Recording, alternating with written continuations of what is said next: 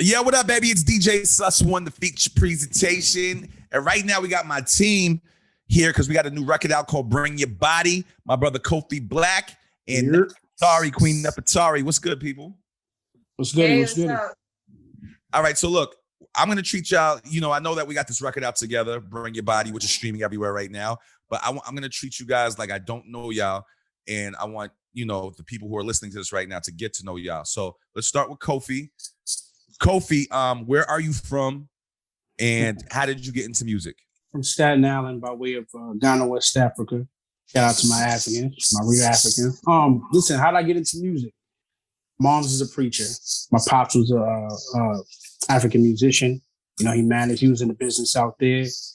And, I was raised around it. I'm saying? I had people on my mom's side in Motown and all kinds of stuff. So it was destined to happen. Yeah, but you're a producer, a writer, a singer, and you be rapping. So this is what I'm saying. Like, how did you get into the production part of it? Because that's a whole different beast in itself. So what happened was, how I got serious about it is that people was not, like in high school, they was not giving me beats. And if they did give me the beats, it would be like the B-side joints, the whack joints. So I'm like, let me go ahead and sit down and learn this thing myself. And I started making beats. And I was just that guy that was, in high school that just was making the beats. And then I started just, going from there, you know what I'm saying? That came from, I used to play in church as well, from the drums, the keys and all of that as well. Cause I'll be playing sometimes. So, yeah. And so that's how I really started. Just being self-sufficient. That's how I really got started. I was like, nah, I'll do it myself. You know what I'm saying? Which, by the way, besides Kofi being an artist, we've also got placements on albums. Like we did the intro to Young and May's last album. We did records with Tory Lanez. We're going to be working with Mariah Carey and just a bunch of people, all right? Let's talk to Nefatari real quick. Nefatari, where are you from? Hey, I'm from Queens. My family's from Jamaica. But I grew up between Queens and Long Island. Between Queens and Long Island. What made you want to get into music? So just real quick, I became familiar with Nefatari through doing this record through Kofi.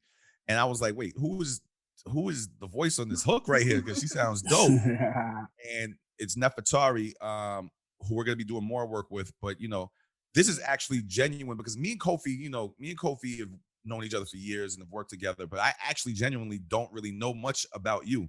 So tell me how you got into the game. What made you want to do music? What you want? What kind of mark you want to leave? Being from a Jamaican background. Just tell me everything. Yeah, so I started as a background singer for Lindsay Lohan and Emma Bunton, who's Baby Spice from the Spice Girls. And nice. So I started singing for Lindsay, and then she had the same management as Emma, and so I started with Emma Bunton. And then from there, I was in a girl group. The girl group broke up. And, my family is from Jamaica. So they were like, why don't you just, go to Jamaica and try to get on what we call rhythms, right? That's one beat with several people. I'm very familiar. Yeah. So, people who don't know. I started going to Jamaica or whatever, because it's relatively easier, I think, to sort of infiltrate the system there. You can go to a party and just be standing up next to Beanie Man or Bounty Killer and it's nothing. You can't really just go to a party here and stand up next to Jay-Z. You know what I'm saying? So I started going out there, getting on rhythms or whatever, trying to make a buzz for myself, and then came back to New York, to Queens, and started making a buzz for myself, in the Queens area. They call me Queen of Queens. I had the song called Queen of Queens, and that song and a song called Rail Up is probably what gave me my buzz in Queens. And then from there, I started modeling, and I got this CoverGirl ad, and that kind of really pushed me through the door as well. Nice. Now, how did you and Kofi meet each other? Because I became familiar with you through Kofi. Yeah, so I was performing on the Party and Bullshit show. Are we allowed to curse on here? Yeah, you can curse. This is DashRadio. This is okay. Uncensored. So we were performing, we both were being interviewed, and I was performing on that show and he was being interviewed. And so I was sitting on the side listening to his interview, and I'm like, what? They were naming all the people he produced for and everything like that. And I was just like, nah, I'm gonna go introduce myself. So I went and I introduced myself to him, and I was like, hey, I'm a singer-songwriter, whatever, let's exchange info. And we kept in touch, and we were in touch for a minute before we actually got into the studio. But like I stayed on him. I was like, yo, what's up? I want to get in the studio, whatever. We finally linked up. Kofi's actually being quite modest right now because he's not. I'm trying to set him up to tell a story. Like he's worked with a lot of big people. Like yeah, Kofi was in the studio. He has massive amount of records with Wyclef, legendary Wyclef, that we haven't even released or that we haven't put out. And he's worked with a lot of big artists in the past. So he's actually being really modest right now and not telling the whole story. It's the truth. Bro, you're on radio right now. You're supposed to say everything. Yeah, listen. You gotta treat it like, these people who have not heard of you, like, who are you? Where are you from? What have you done? Like, Listen, nah, that's facts. That's facts. I just, when it's that time, I got you. But listen, so to add to that, when I saw her perform, I was like, yo, she's dope. And I told her, I don't know when, I don't know where, but when I see you, I'm gonna have a record for you. And that's when I'm gonna give you that call. And it literally took a year. I called her on New Year's Day. Yeah. I said, yo, I got a record for you. But how that happened, which you didn't know about that, is that I had made a beat. I'm chilling. I'm at the crib, making beats with Sus. And I promise you, I was just running through beats. I didn't even care about that. Hold up, let me tell this story. Go ahead. Okay. Kofi was staying at my house for a while because we decided to spend time together, so that we could work every day instead of, because he was living in Staten Island. I live deep out in the outskirts. So it was better if we just stayed in one place and worked. And one day he was running through beats through his email. And this is the record that we got out now, Bring Your Body. He was running through beats and that beat came on. And I was like, the fuck is that? And he was trying to skip past it like it was some bullshit. And I was like, what beat is that? And I was like, no, we're doing a record to that beat. And honestly, guys, go stream Bring Your Body. That's my record featuring Kofi and Nefatari. The original version of the record was more of a dance hall vibe that we put out like a year and a half ago. But I didn't put the energy that needed to be put in at the time for different reasons. And then the pandemic happened and blah, blah, blah. So we revamped the record and put it out on an Afro-Beat vibe. But the original beat was a dance hall vibe, and it was amazing. And he was just going to pretend like that was just some beat that was in his email and was going to ignore it. So he's wilding. Listen, yo, Sus, I make mad beats, man. Like that's, but you called it, so good call. Yeah. Good call. So right now we got a record called Bring Your Body. I keep stressing, me featuring Kofi Black and Nefatari. Nefatari's on the hook. Kofi's singing the verses. And it's a phenomenal record. It's an Afro-beat vibe, also kind of a dance hall-y vibe because the accent and the way with Nefatari, the energy she brings to the record, and it's phenomenal. You guys need to stream it. So since it's been getting played, we're in the early stages of the record, and it's been getting played on different radio stations. Have you guys got any response or any energy from the record? You go ahead, Neffy.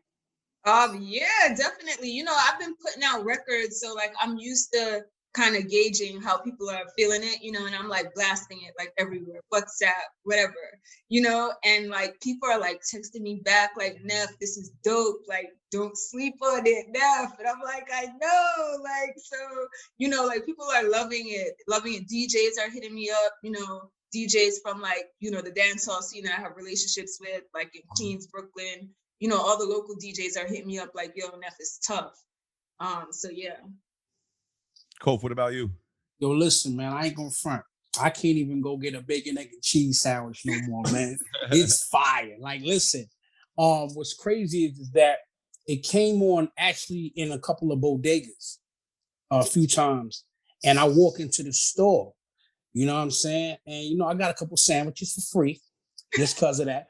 But I will say is that, the people that don't know me, and then there's people that point, hey, yo, that's him, or what you call, that's Sus playing the record. And it's like they're catching on to it. And right now is the perfect time to be African. Like, you know what I'm saying? I mean, it was always cool to be African, but we had that talk, Sus, about, whether it was going to stay dance hall or whether it was going to be Afrobeat. I'm like, hey, yo. Yo, but by the way, I know it's an Afrobeat vibe because that's the energy of the production that Kofi put on it, but this is a very multicultural record. Yes. I'm black and white. You're African, and Nefatari is Jamaican. So we're all, just our energy is just. The energy was dope. But the thing is that people are responding to it like it belongs on the radio. You know what I'm saying? I think that's dope. And real quick, since we're doing this for Taste and Dash Radio, I want to thank program director Reggie, who's in here right now, but he's being quiet because we're interviewing, because he spiked it on Dash Radio and spiked it on Taste Radio, and he's been having it in rotation. So Reggie, I appreciate you for giving the record a shot.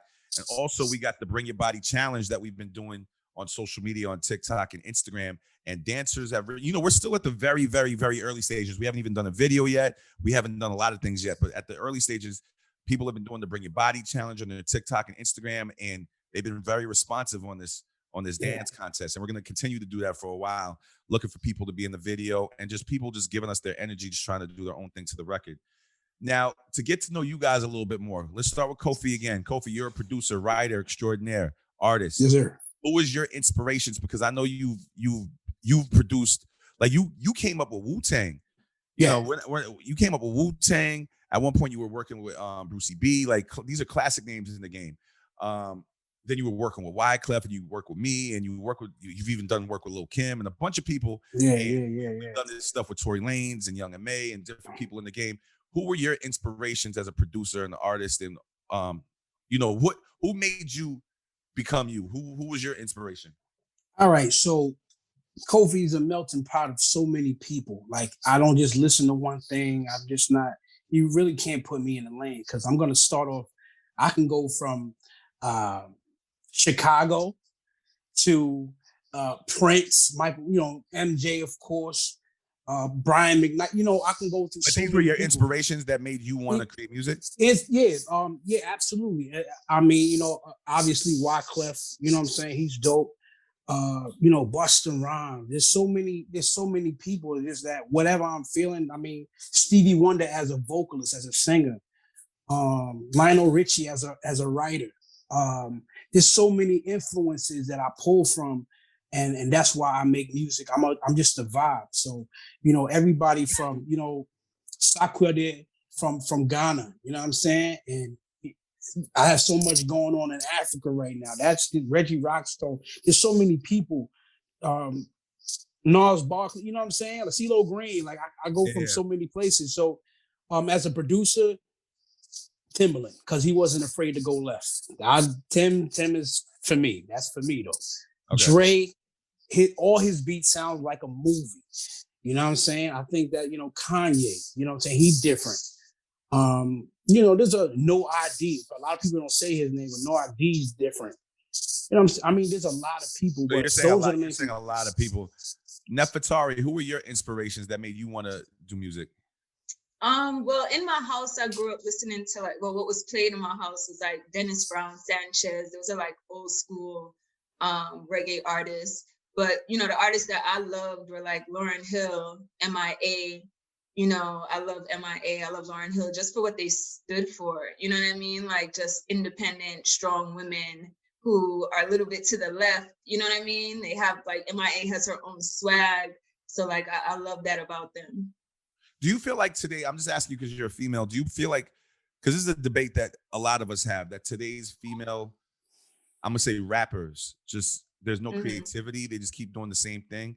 Like we have this debate that, and no disrespect because the music is good, but we have this debate that like City Girls and Cardi B and Megan Thee Stallion and Saweetie and, all these artists could be one big group because they're creating the same.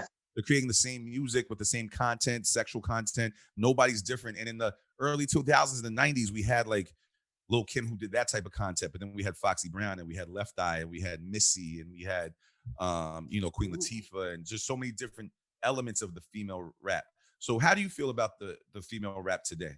I know that's not dancehall, but I just want to know. Yeah, no. I mean, I grew up here, so like I know female rap, but I feel like, I don't know, in a way I kind of feel like it's what you're being fed, what people are being fed. You know what I mean? Like there are tons of other female artists who are doing different types of music, different to, you know what I'm saying, City Girls or Nicki Minaj, like Rico Nasty. I love Rico Nasty. Like I love her music. I love her style. You know what I mean? But she's not being played on mainstream radio. So, it's kind of like, well, what's being played on radio? What's being put on like the platforms? Like, I don't even know if Rico was, nominated for a BET award. You know what I'm saying? But she has like probably over a million followers. Like, Do you think that's because the radio is just not playing that type of music, or do you think because the people who are doing that element of female hip hop is just not creating the hits? Like they don't have any like the hits. I think it's this is a discussion for both of you guys, by the way. I want yeah. Go ahead, Nephew. Because Lauryn Hill was different, but she had hit music, like it was undeniable music. Yeah.